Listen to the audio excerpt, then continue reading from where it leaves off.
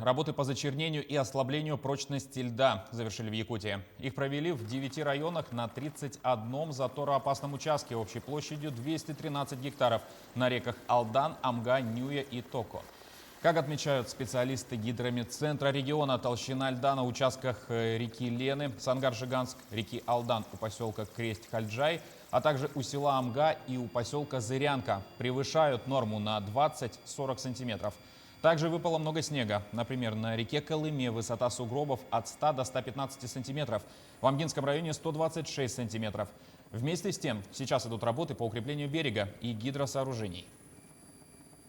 123 населенных пункта у нас попали в зоны затопления, и до 82 населенных пунктов требуется строительство инженерных защит и берегоукреплений. Вот этот вопрос мы ставим на правительственную комиссию.